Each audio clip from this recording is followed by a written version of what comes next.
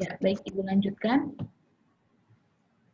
Jadi kalau untuk teorema Pitagoras itu dari bangun datar apa tadi? Segitiga siku-siku. Ya, segitiga siku-siku. Di mana rumusnya tadi apa kalau mencari hipotenusa? Dari materi yang sudah kalian bahas kemarin, mencari hipotenusa atau sisi miring, yaitu Sisi miring.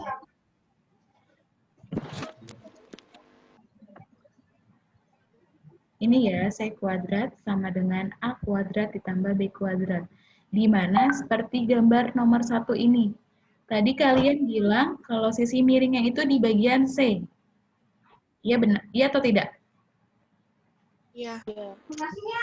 Berarti hipotenusanya C, sisi tegaknya itu A dan B, di mana A sebagai alas dan B sebagai tinggi.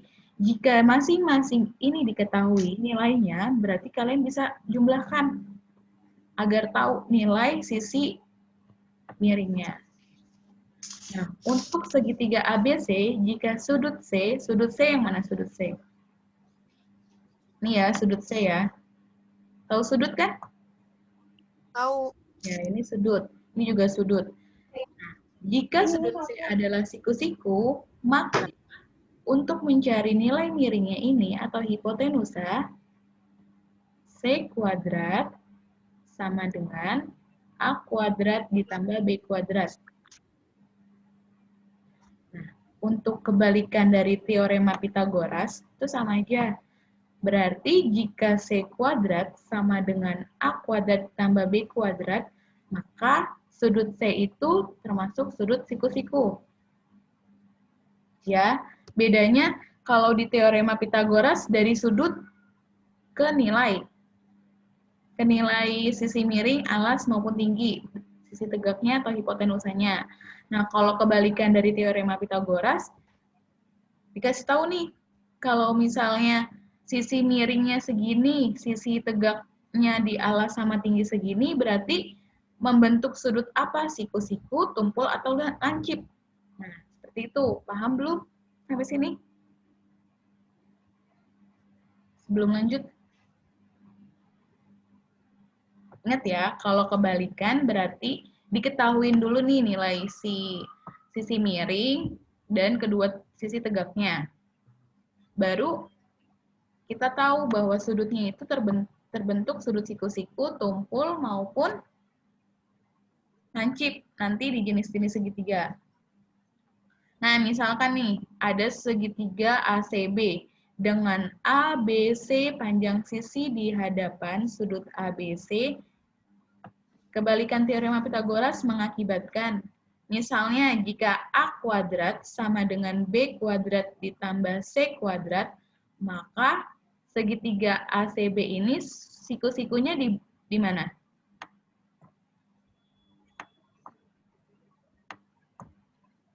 Coba dilihat. Nih dari ketiga ini.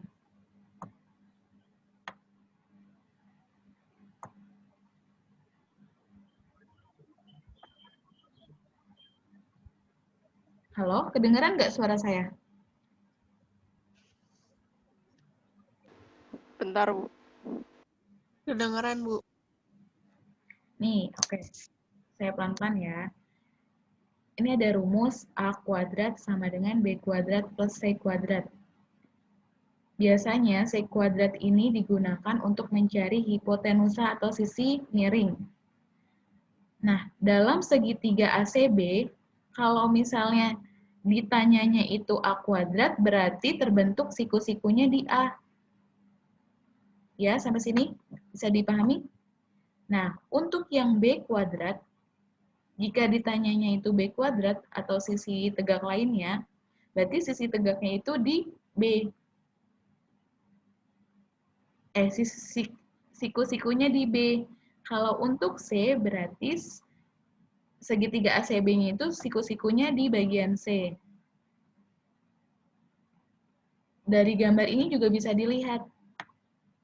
Berarti kalau di sini apa tuh? Nih. Bisa ditarik kesimpulan nggak? Biar bisa seperti ini. Kebalikan teorema Pitagoras ya. Ini misalnya ini F ya, X to F. Berarti F kuadrat sama dengan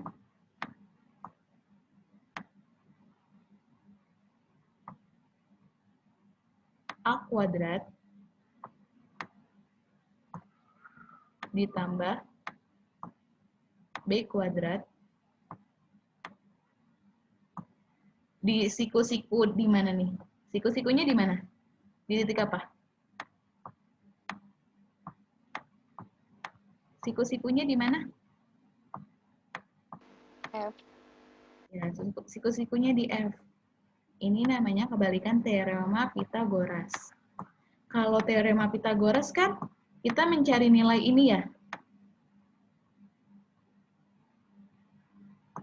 Nah, nilai F, A, B ini biasanya itu A, B, C, tergantung dari soalnya ya.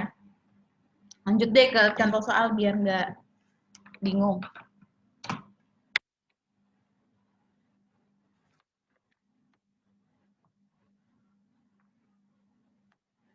Nah, yang kedua ada jenis-jenis segitiga yang saya bilang. Ada segitiga lancip dan tumpul maupun siku-siku. Misalnya nih, berarti sisi miringnya ini apa? Gambar 1, sisi miringnya apa?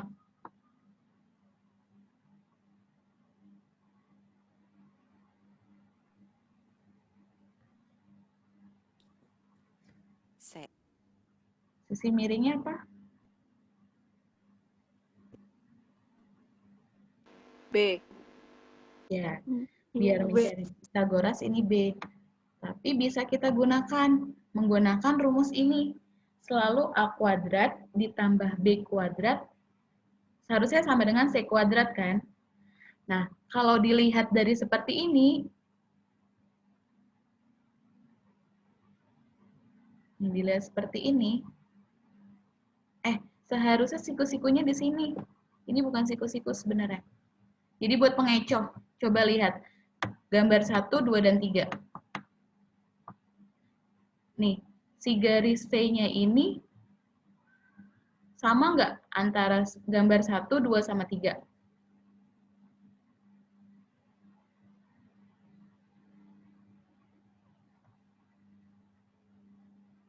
Apa tadi, Bu? Coba lihat gambar 1, 2, dan 3. Nilai si C ini masing-masing gambarnya sama atau beda? Sama, Bu. Sama. Gambarnya, bentuknya. Beda. Beda. Ya, beda. Ini kita bisa misalkan rumusnya ini nih. Ini tuh segitiga lancip.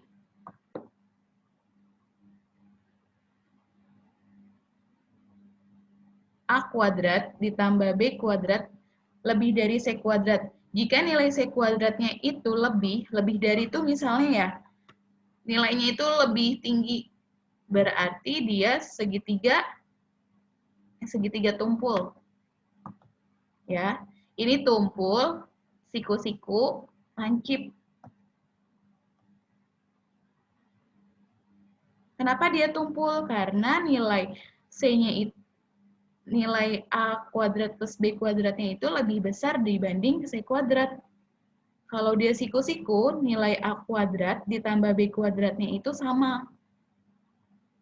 Kalau untuk lancip, A kuadrat ditambah B kuadrat itu nilainya lebih kecil dibanding C kuadrat. Langsung ke contoh soal deh. Misal nih, suatu segitiga dengan panjang ketiga sisinya berturut-turut 17, 25, dan 38. Apakah segitiga yang dimaksud adalah segitiga siku-siku? Kita misalkan dulu panjang sisi yang terpanjang dari segitiga tersebut adalah C. C itu selalu terpanjang ya. Berarti A-nya 17, B-nya 25. Kan rumusnya semua dikuadratkan. Iya enggak? C kuadrat berarti 38 dikali 38 didapat 1444. Nah, A kuadrat sama dengan 17 kuadrat, 289.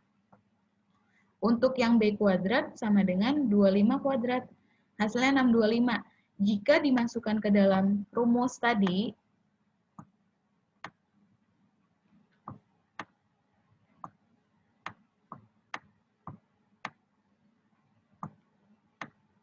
C kuadrat tadi berapa?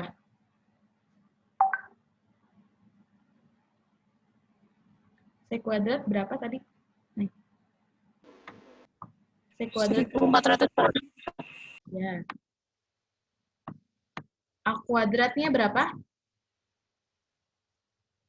289. 89. B kuadratnya? 625. Jika dijumlahkan berapa? 289 tambah 625. 4. 1. 914 bukan? Iya. Ya, 914. Nah, jika kalian bingung, ini nilai yang di tengah ini kita kosongkan terlebih dahulu. Dilihat lagi. 1444 ini lebih besar nggak dibanding 914? Ya, berarti tandanya gini dong. Lebih dari, ya nggak? Iya. Berarti yang tadi di catatan sini, jika C kuadrat lebih dari A kuadrat tambah B kuadrat, berarti segitiganya apa? Kumpul. Nah, ditanyanya gini, apakah segitiga yang dimaksud adalah segitiga siku-siku? Salah atau benar? Salah. Nah, ya berarti jika karena C kuadrat lebih dari A kuadrat tambah B kuadrat itu bukan segitiga siku-siku, berarti dari panjang 17, 25 sama 35 ini, 38 ini terbentuk segitiga Tumpul. ya. Seperti itu, paham belum? Paham belum, Nak? Paham, Bu. Nih, misal ya. Paham, Bu. Coba dicoret-coret. Nilai A-nya 2. A-nya 2. B-nya 3. C-nya 5. A-nya 2. B-nya 3. C-nya 5. Dia termasuk segitiga apa?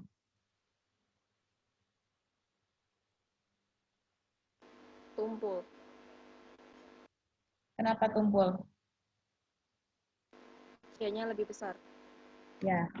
Kalau misalnya C-nya lebih kecil, itu segitiga apa? Siku-siku. Lancip. Kalau lebih kecil, lancip. Kalau sama dengan? Siku-siku. Ya. Sampai sini paham belum? Paham belum yang lain? Ada yang mau ditanyakan? Ingat aja ya, kalau misalnya nilai C kuadratnya itu lebih dari sisi tegaknya, berarti dia segitiga tumpul. Kalau misalnya si hipotenusa ini dia lebih kecil nilainya dibanding sisi tegak, berarti dia termasuk segitiga lancip.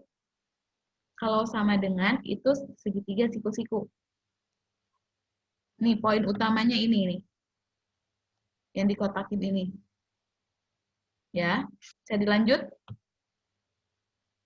Iya, Bu. Nah, di ketiga ini ada jarak 2 titik dalam teorema Pitagoras.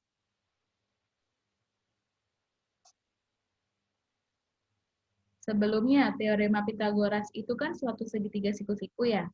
Kuadrat dari sisi miring sama dengan jumlah kuadrat dari sisi tegak yang saling tegak lurus. Ini baru dinamakan teorema Pitagoras, menghasilkan segitiga siku-siku, di mana A kuadrat ditambah B kuadrat, sisi tegak dari masing-masing ini, alas dan tinggi, itu harus bernilai sama dengan sisi miringnya. Jika itu teorema Pitagoras, siku-siku. Dan seharusnya seperti ini.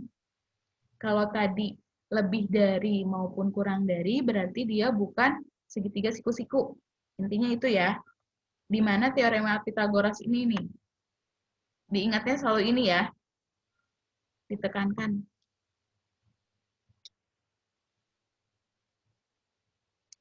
Nah, langsung ke contoh aja.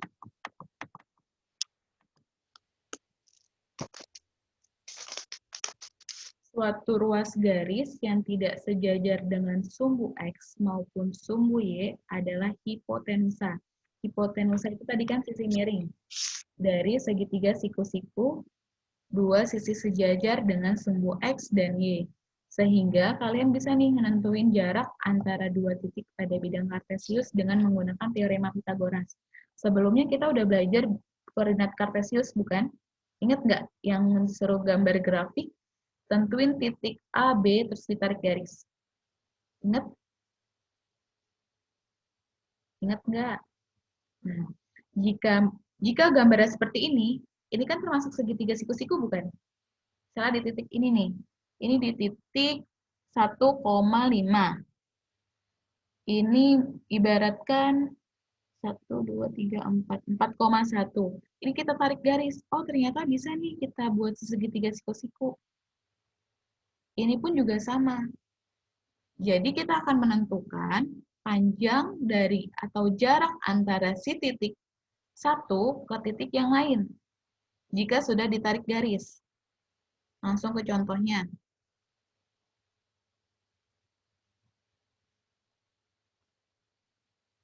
Perhatikan gambar di bawah ini. Lihatlah dua titik P dan titik Q. Titik P di koordinat berapa?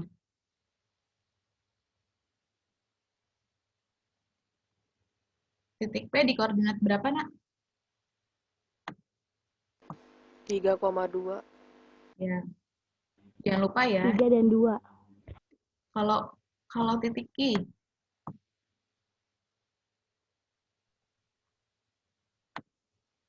Negatif 2 dan negatif 4. apa? Negatif 2, negatif 4. Biasanya ditanyanya itu seperti ini. Tariklah garis. Diketahui titik A negatif 2, negatif 4 dan 3,2. Setelah itu kita tarik garis. Kita bisa mencari nilai sisi miring ini atau jarak antara si titik P dan titik Q menggunakan teorema Pitagoras.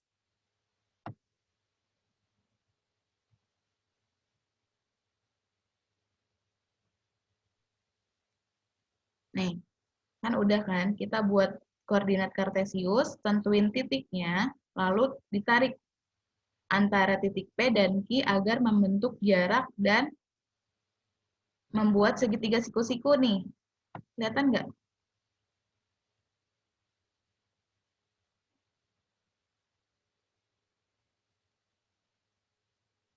Nah, ini segitiga siku-siku. Segitiga siku-siku P, O, dan Q. Di mana garis tengah ini merupakan jarak yang akan kita tanyakan.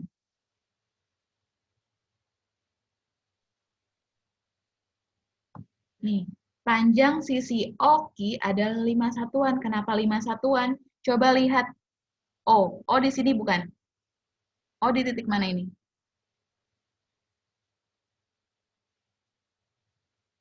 O di titik mana? 3, Bu. Titik 3, Y-nya negatif 4.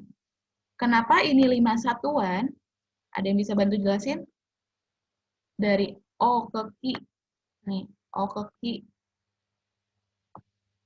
Terus O ke P. Kenapa 5 dan 6 satuan?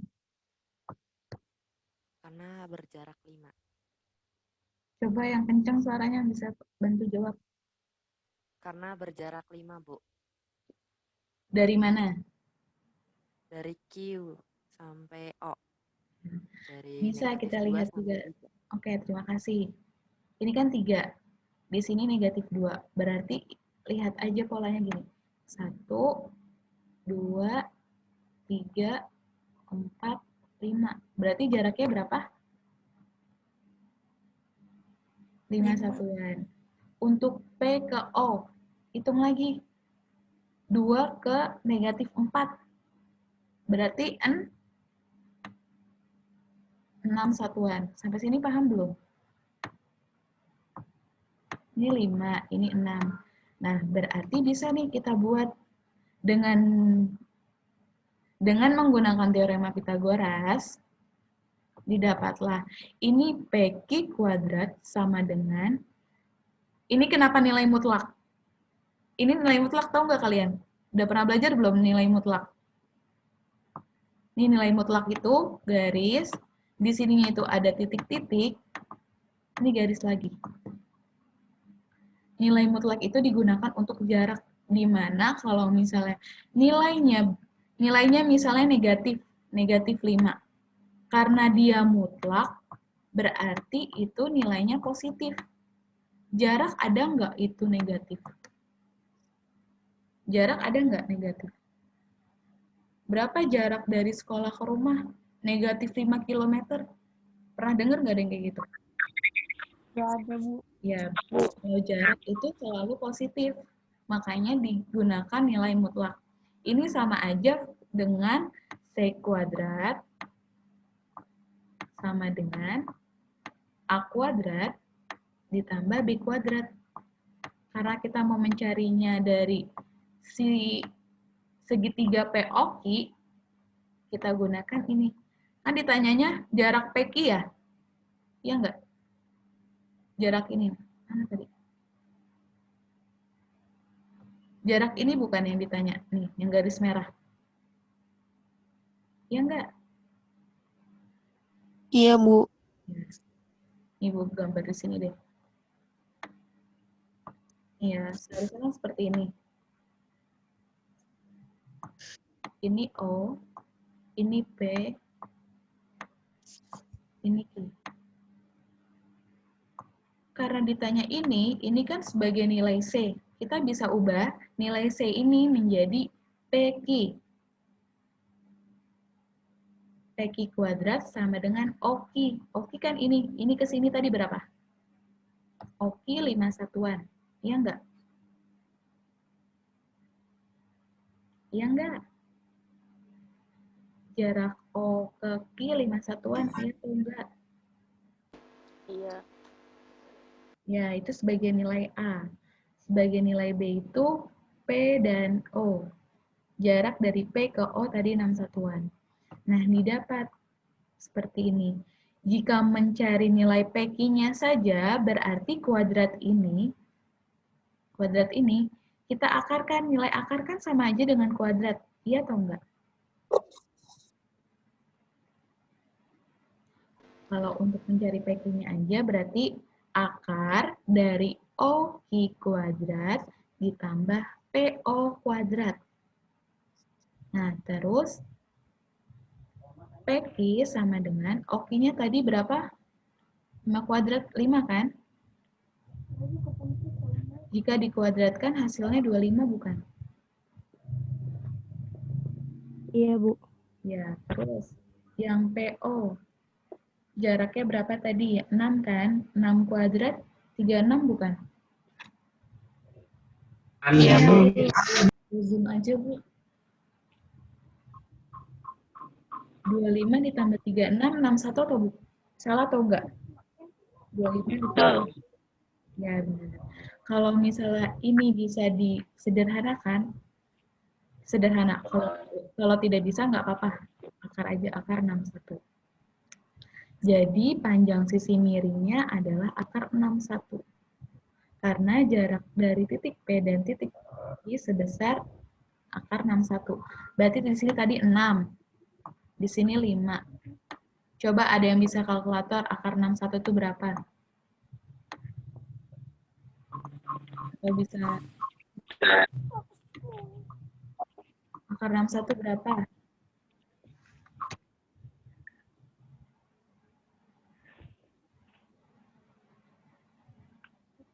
Akar 61 berapa?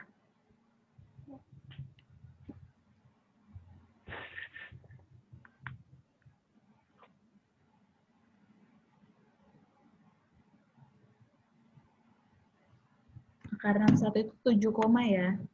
7,8. Ya, 7,8. Kalau 7,8, kalau misalnya ada koma gini, dia di atas 5, bisa kita bulatkan menjadi 8.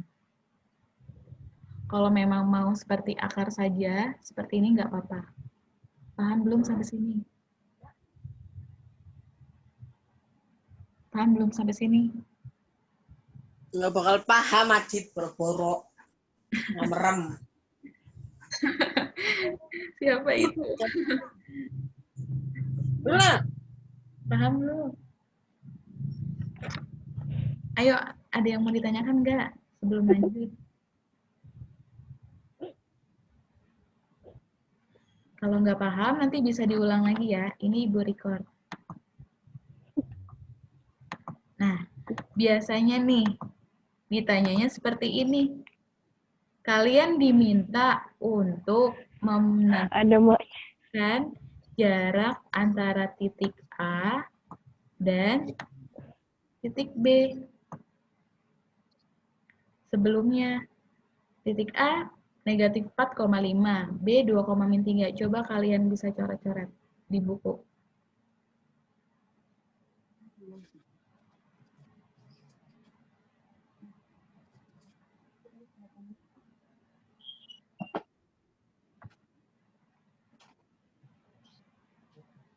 Nah, dari gambar kedua titik tersebut, dapat ditarik garis. Gini bukan? A-nya berapa tadi? Tadi ditanyanya A-nya berapa?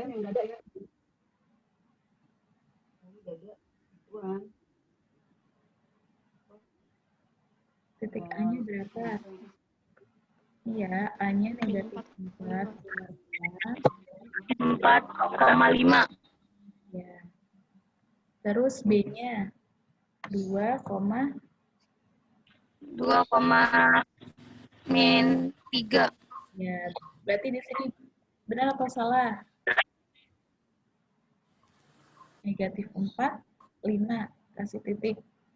Terus B, 2, negatif 3. Kalau sudah, tarik garis. Nah, ini bisa kita buat segitiga siku-siku. Iya nggak? Segitiga siku-sikunya di mana? Boleh di atas, boleh di bawah ya. Iya nggak sih? Kalau mau di atas, boleh nggak sih? Atau mau di bawah? Kan kalau membuat segitiga siku-siku seperti ini nggak sih? Kita tarik garis.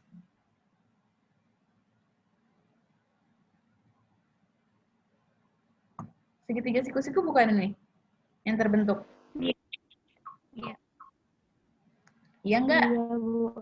Ya. Kita gunakan di sini titik O. Kita gunakan cara yang tadi. Lanjut ya ke bawah.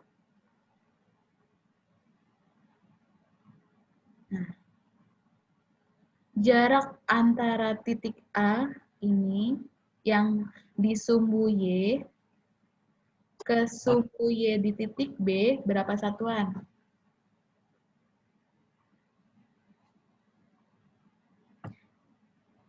Kan tadi kita udah misalkan tarik segitiga nih, dibuat segitiga. Titik siku-sikunya itu kita tuliskan titik O. Berarti titik A ke O berapa satuan? Jaraknya berapa? Kalau masih belum paham, kita giniin. Sini ke 1, 2, 3, 4, 5, 6, 7, 8. 8 satuan. Ya, 8 satuan. Nah, berarti jarak dari O ke B berapa? Hitung lagi. 1, 2, 3, 4, 5, 6. Berarti jarak OB 6 satuan. 6 satuan. berarti didapat. Ini kita bisa misalkan A ya, kan tadi A, ini B, ini C. Boleh langsung pakai AO, OB, atau AB. Nih, seperti ini. Mutlak, nilai mutlak dari AB kuadrat sama dengan mutlak OA kuadrat ditambah BO kuadrat. Ingat ya, ini rumusnya. Terus kita substitusi nilainya, substitusi atau itu dimasukkan nilainya. Nilai mutlak AB sama dengan akar dari OA. Jarak OA tadi berapa? 8. 8. 8 dikuadratkan berapa? 8 kali 8.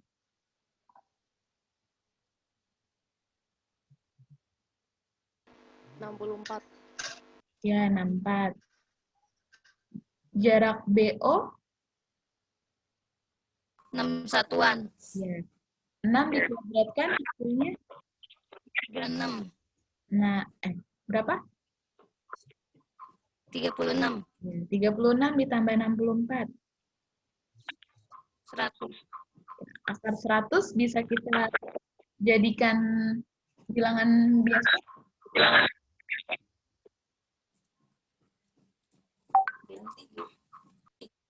Bisa nggak?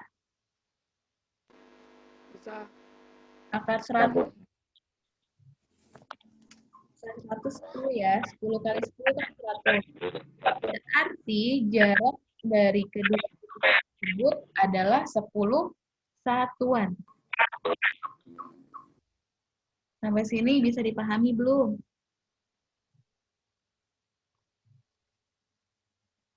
Ada yang mau ditanyakan nggak?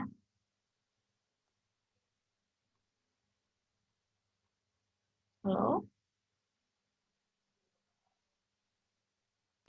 Ada yang mau ditanyakan nggak? Kecepatan guys, ngejelasinnya. Enggak, Bu. Bisa dilanjut?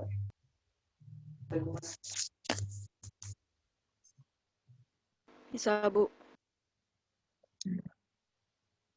Nih, ada lagi jarak dua titik, misalnya P.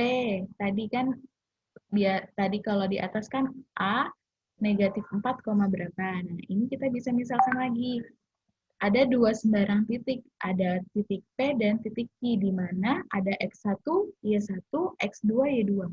Biasanya ini selalu berurutan. Ingat kan kemarin sudah pernah belajar juga untuk menentukan X1, Y1, X2, dan Y2. Sama aja untuk menentukan sisi dari sisi miringnya itu bisa gunakan nilai mutlak ini. Ini sama kayak tadi. Kalau ditanyanya PQ berarti OP atau PO kuadrat ditambah dengan OQ kuadrat. Nih ya, jangan lupa ya.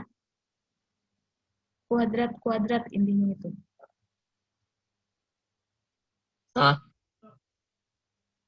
Nah, kalau misalnya ada dua titik ini juga bisa kita langsung cari dengan menggunakan jarak. Kalau misalnya nggak menggunakan teorema Pitagoras, pasti ini satu-satu substitusi nilainya. Nilai X2-nya berarti berapa? Misal ya, nilai P-nya itu tadi deh pakai yang ini ya. Nilai P-nya tadi berapa? Ingat nggak? Min 4,5, 2 sama 3. Min 4,5.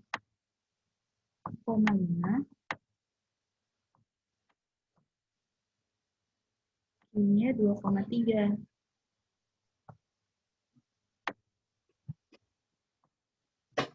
Q-nya 2,3. Nah, coba X1-nya itu yang mana? X1-nya yang mana X1? 4. 4 atau negatif 4? Negatif 4. Ya, ini X1. X2-nya? 2. 2. Berarti Y2 Y1-nya? Ini X1. 5 sama 3. Ya, ini X1, ini Y1,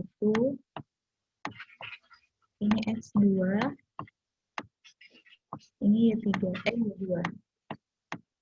Substitusi nilainya. Pasti hasilnya ini jaraknya sama. 10 satuan.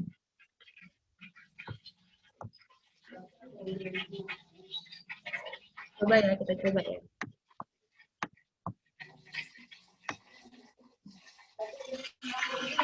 X2-nya berapa tadi? X2 X2 2. 2 dikurang karena X1-nya negatif 4, tetap ditulis negatif 4. Jangan lupa dikuadratkan. Mutlak ditambah. Ya, 2-nya berapa? 3 dikurang 5.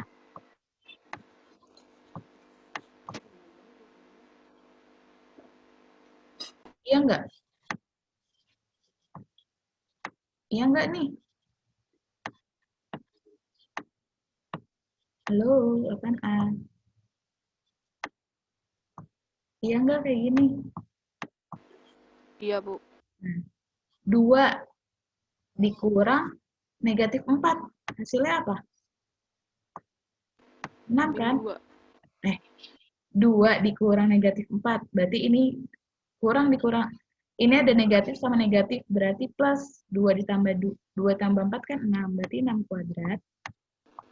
Nah, ini 3 dikurang 5, kan negatif 2 ya? Kalau negatif 2 dikuadratkan,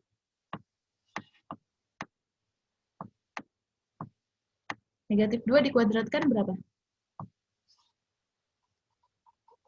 Negatif 4. Negatif 4. Berarti 36